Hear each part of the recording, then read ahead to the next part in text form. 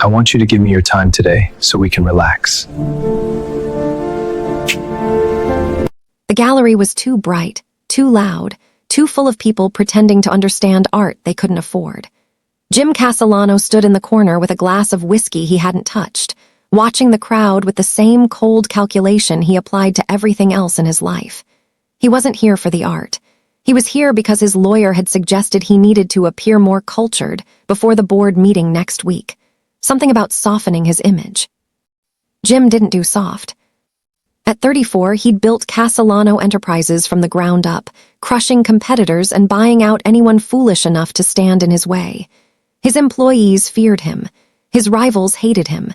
His family, what was left of it, had long since stopped trying to reach him. That was fine.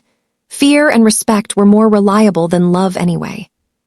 Mr. Castellano, a nervous gallery assistant approached, clipboard clutched to her chest. The artist is ready to meet potential buyers in the private viewing room, if you're interested. Jim glanced at his watch. He'd been here 20 minutes. That was enough to be seen, enough for the photographers to capture him, supporting local arts. He could leave now, go back to his penthouse, and review the quarterly reports. But something made him nod. Maybe it was boredom. Maybe it was the whiskey he'd finally started drinking. Or maybe it was because he'd actually looked at one of the paintings on the wall.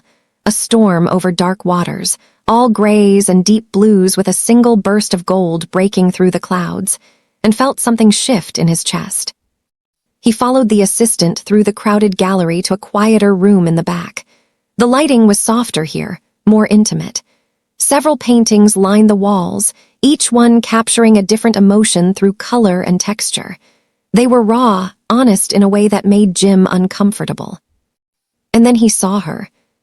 She stood in front of the largest painting, her back to the door, wearing a simple black dress that hung loosely on her small frame. Her hair was pulled back in a neat bun, and her shoulders were slightly hunched, as if she was trying to make herself smaller. When she turned at the sound of footsteps, Jim caught his breath. She was beautiful in an understated way, dark skin that seemed to glow in the soft lighting, large brown eyes that widened when she saw him, full lips that parted in surprise. But it wasn't just her beauty that stopped him. It was the vulnerability in her expression, the fear and hope mixed together. "Mr. Castellano," the assistant said brightly, "this is Zainab Okonkwo, the artist behind tonight's exhibition." Zainab's hand trembled slightly as she extended it. "It's nice to meet you, Mr. Castellano." Her voice was soft, barely above a whisper. Jim took her hand, noting how small and delicate it felt in his. Her grip was weak, uncertain. She pulled away quickly, folding her hands in front of her as if she didn't know what to do with them. "Your work," Jim said, gesturing to the paintings around them. "It's different." It was a terrible compliment. He realized immediately, but Zainab's face lit up anyway. "Thank you," she said, her voice gaining a little strength. "I try to capture emotions rather than just images. Each piece is meant to represent a feeling I couldn't put into words." Jim studied the painting behind her, a figure drowning in darkness, reaching up toward a distant light that might have been the moon or a street lamp or hope itself. "What's this one called?" "Searching," Zainab said quietly. She glanced at the painting, then back at him. "It's about feeling lost and trying to find your way back to something you're not sure even exists anymore." The words hit harder than they should have. Jim took a drink of his whiskey to cover the reaction. "How much?" Zainab blinked. "I'm sorry." "The painting, how much are you selling it for?" "Oh," she glanced at the small card beside the frame. 15,000. Jim pulled out his phone and typed a quick message to his assistant. "Done. Have it sent to my office on Monday." Zainab's eyes went wide. You want to buy it just like that?"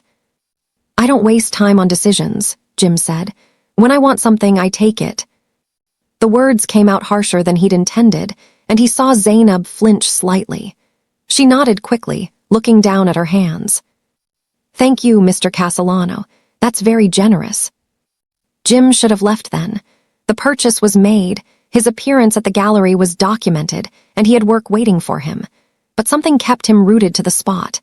Maybe it was the way Zainab kept stealing glances at him, as if she couldn't quite believe he was real. Maybe it was the quiet in this room, away from the noise of the gallery and the constant demands of his business.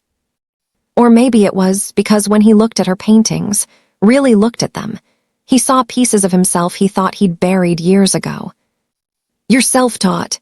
he asked, nodding the lack of academic credentials in her bio on the wall. Zainab nodded. "I couldn't afford art school. I work at a coffee shop during the day and paint at night. This exhibition..." She gestured around the room, a small smile playing at her lips. "This is the first time anyone's taken my work seriously." "Why art?" Jim asked. "Why not something more practical?" It was a cruel question, he knew, but he genuinely wanted to understand. In his world, everything had to serve a purpose, had to generate value. Art seemed like a luxury for people who had time to waste. But Zainab didn't seem offended. She thought about it for a moment, her eyes distant. "Because sometimes the world is too loud," she said softly. "Too harsh. When I paint, I can create something beautiful out of all the ugliness. I can make sense of things that don't make sense. Does that sound stupid?" "No," Jim said, surprised by his own honesty. "It sounds necessary." Zainab smiled then, a real smile that transformed her entire face. Jim felt something tighten in his chest. The gallery assistant cleared her throat. "I'm sorry to interrupt, but there are other potential buyers waiting, Ms. Okonkwo." "Of course." Zainab turned back to Jim, extending her hand again. "Thank you again, Mr. Castellano. This means more to me than you know." Jim took her hand, and this time he held it a moment longer than necessary. An idea was forming in his mind, reckless, impulsive, completely unlike him. "Ms. Okonkwo," he said, "I'm hosting a business dinner next Friday. I need someone to attend with me, someone cultured, artistic, someone who can help me appear less." He gestured vaguely at himself. "Ruthless," Zainab supplied, then immediately looked horrified that she'd said it out loud. Jim's lips twitched. It might have been the closest thing to a smile he'd managed in months. "Exactly. I'll pay you $10,000 for one evening. Dinner, some conversation with business associates. Nothing inappropriate. You'd be helping me close an important deal." Zainab stared at him like he'd just spoken a foreign language. $10,000 for one dinner. "Is that not enough? I can." "No, I mean, yes, that's more than enough. That's..."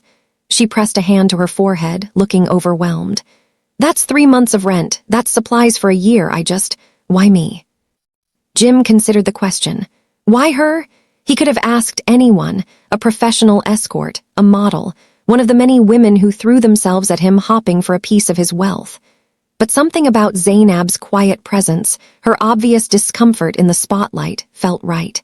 She was real in a way no one else in his life was.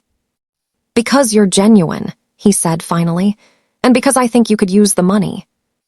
It was manipulative, using her obvious financial need as leverage, but Jim had built his empire on recognizing and exploiting weaknesses.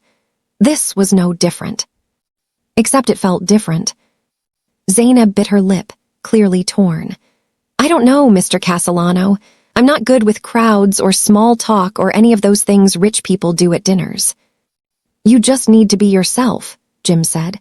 "Answer questions about your art if anyone asks. Let me handle everything else." He could see her wavering, see the internal battle between her anxiety and her desperate need for the money. Finally, she nodded slowly. "Okay, one evening, but nothing inappropriate." "You have my word," Jim said. He pulled a business card from his wallet and handed it to her. "My assistant will contact you with the details. Dress code is formal, if you need help with that." "I'll figure it out," Zainab said quickly, pride flashing in her eyes.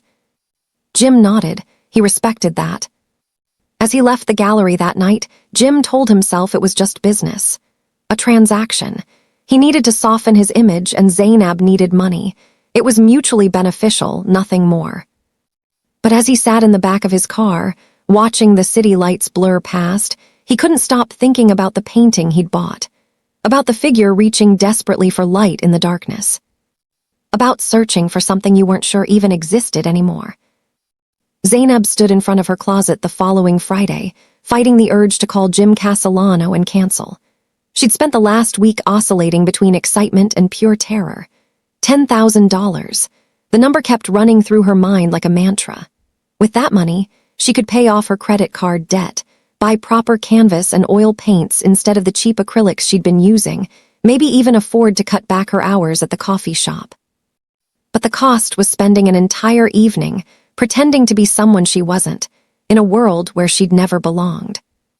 Her phone buzzed. A text from an unknown number. Car will arrive at 6 p.m. Dinner starts at 7. J. Zainab's stomach flipped. She pulled out the only formal dress she owned, a navy blue number she'd worn to her cousin's wedding 3 years ago. It would have to do. She didn't have money for a new dress, and she wasn't about to ask Jim Castellano for help, no matter what he'd offered.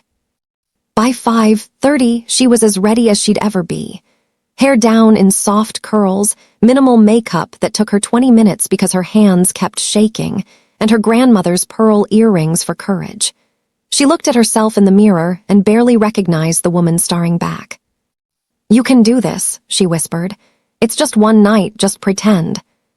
The car that arrived at 6 was a sleek black Mercedes with a driver in a crisp suit. Zainab felt underdressed just approaching it. The driver opened the door without a word, and she slid into the leather interior, trying not to touch anything. Jim was already inside. He wore a charcoal suit that probably cost more than her entire year's rent, his dark hair swept back, jaw clean-shaven. He looked like he belonged on the cover of a business magazine, powerful, untouchable, dangerous. When his eyes swept over her, Zainab felt suddenly exposed. "Ms. Okonkwo," he said, his voice neutral, "you look presentable." Presentable, not beautiful, not nice. Presentable, like a report that met minimum standards. "Thank you," Zainab said quietly, folding her hands in her lap. "You look very professional." Jim's mouth twitched. "That's the goal." He pulled out a folder and handed it to her. "I had my assistant prepare this. Brief backgrounds on the people you'll meet tonight: Marcus Chen, CFO of Chen Industries, Elizabeth Hartwell, venture capitalist, Robert Sullivan, potential investor. You don't need to remember everything, just enough to nod intelligently if they speak to you." Zainab flipped through the pages, her anxiety rising with each profile. These were people who moved in circles so far above hers, they might as well have been on another planet. "What if I say something stupid?" she asked, adding how small her voice sounded. Jim looked at her directly for the first time since she'd entered the car. "You won't. You're smarter than you think you are." The unexpected compliment caught her off guard. Before she could respond, Jim was already looking at his phone, typing rapidly. They rode in silence for several minutes. Zainab studied him from the corner of her eye, trying to understand what kind of man would pay a stranger $10,000 to accompany him to dinner. He was handsome in a severe way, sharp cheekbones, a mouth that looked like it rarely smiled, eyes that seemed to calculate the value of everything they saw. "Why did you really ask me?"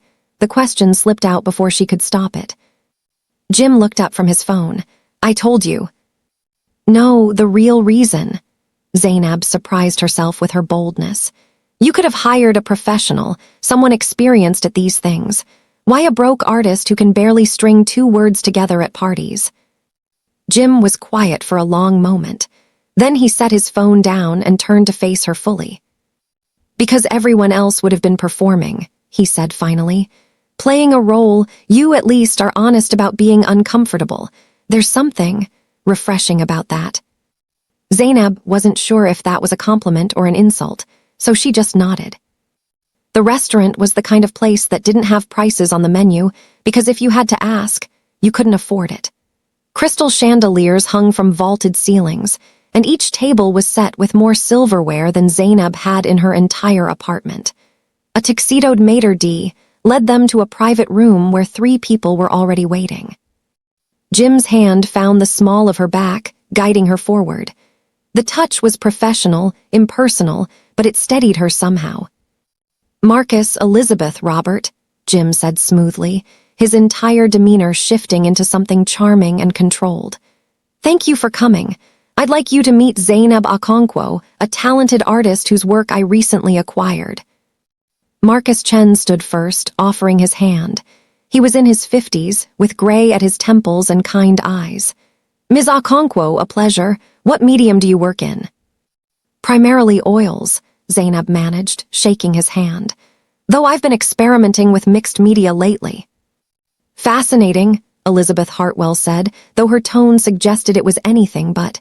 She was elegantly dressed, her blonde hair in a perfect chignon, her smile sharp. "And how did you meet James?" "James?" It took Zainab a second to realize she meant Jim. "At my gallery exhibition," Zainab said, feeling Jim's hand press slightly firmer against her back, a warning or encouragement, she wasn't sure. "He purchased one of my pieces." "How generous," Elizabeth said, in a way that made it sound like the opposite of generous. Dinner was a minefield. 7 courses of food Zainab couldn't pronounce, wine that probably cost more than her car, and conversation that danced around business deals and market shares and acquisitions. Zainab tried to make herself invisible, speaking only when directly addressed, but she caught Jim glancing at her throughout the meal. It wasn't until dessert that things shifted. "So, Ms. Okonkwo," Robert Sullivan said, leaning forward with genuine curiosity. He was younger than the others, maybe early 40s, with an easy smile. "What inspires your art? James said you capture emotions. That's an interesting approach." Zainab set down her fork, aware that everyone was now looking at her. Jim's expression was unreadable. "I think," she said slowly, "that people spend so much time hiding what they really feel. We put on masks, pretend we're okay when we're not, pretend we're strong when we're breaking. Art is.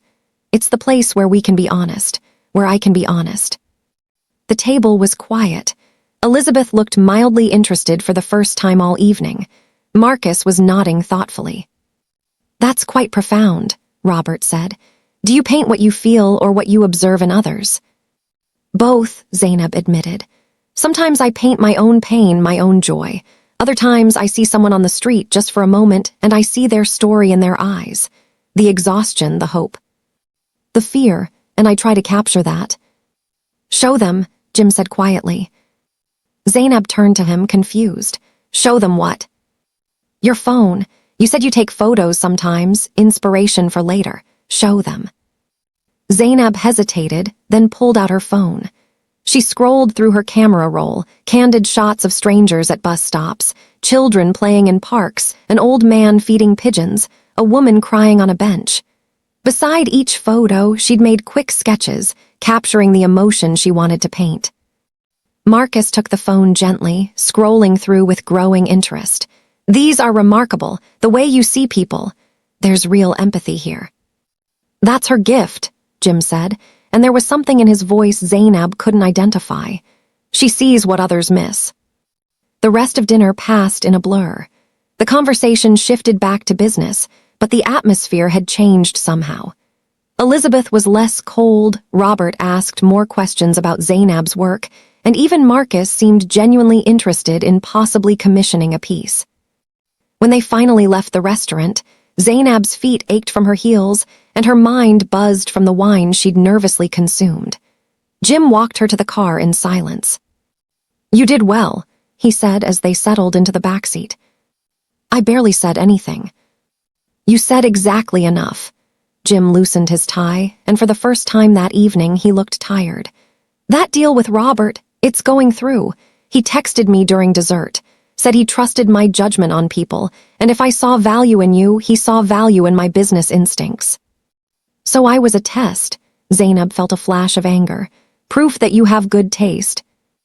"No," Jim said sharply. You were real.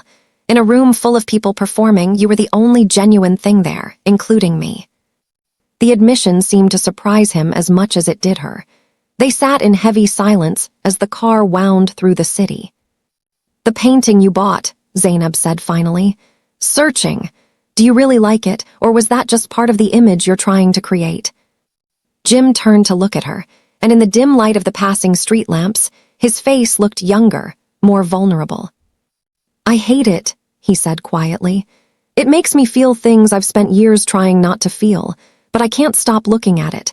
I hung it in my office, and every day I sit there and I see that figure reaching for light they might never find, and He trailed off, jaw tightening. And you see yourself, Zainab finished. Jim didn't answer, but he didn't have to. The car pulled up to Zainab's apartment building, a modest complex in a neighborhood that was being generous to call up and coming. Jim looked out the window at the graffitied walls and broken streetlight, his expression carefully neutral. Thank you for tonight, Zainab said, gathering her purse. I'll wait for the payment. Have dinner with me tomorrow, Jim interrupted. Zainab froze. What? Not for business, not for appearances, just dinner. There's a small Italian place near here. Casual, no performance required. Why? Zainab asked, genuinely confused. You paid for one night, the deal's done. Jim was quiet for a long moment, and when he spoke, his voice was raw in a way she hadn't heard before. Because for 3 hours tonight, I didn't feel like I was drowning. Because when you talked about art and honesty and seeing people, I felt like maybe someone could see me too, and I haven't felt that in. He shook his head. I don't know if I've ever felt that. Zainab's heart hammered in her chest. This was dangerous. Jim Castellano was dangerous, not because he was cruel, but because under all that cold control, there was something broken and searching, just like in her painting. And Zainab had always been too willing to try to fix broken things. Tomorrow's Saturday, she said slowly. I work the morning shift at the coffee shop, but I'm free by 2. 2 o'clock, Jim repeated. I'll pick you up. No, Zainab said firmly. I'll meet you there, text me the address. She needed to maintain some control, some boundary. If she let him into her world completely, she wasn't sure she'd survive it. Jim nodded slowly. Tomorrow at 2. Zainab got out of the car and watched it drive away, her mind racing. She'd gone into tonight thinking it was just a transaction, money for time, simple and clean. But nothing about Jim Castellano was simple. And as she walked up to her apartment, she couldn't shake the feeling that she'd just agreed to something far more complicated than dinner. She pulled out her phone and saw a notification. The payment had already gone through, $10,000, just as promised. But the text that followed wasn't about money. Thank you for being real. Jay. Zainab stared at those words for a long time, her finger hovering over the reply button. Finally, she typed, thank you for noticing. She hit send before she could second-guess herself, then went inside to stare at her own paintings, all those emotions she'd captured but never quite understood, and wondered if maybe, just maybe, she'd found someone who understood them after all. Someone who needed an escape as desperately as she did. Subscribe and turn on all notifications so you don't miss part 2. This story gets even crazier. Bell. Speech balloon comment below.